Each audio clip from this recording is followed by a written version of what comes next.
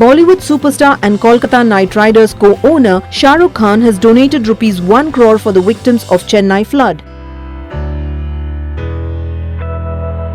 According to sources, Shah Rukh, who will be seen with Kajol in his upcoming film Dilwale, has contributed the sum to the Chief Minister's Public Relief Fund.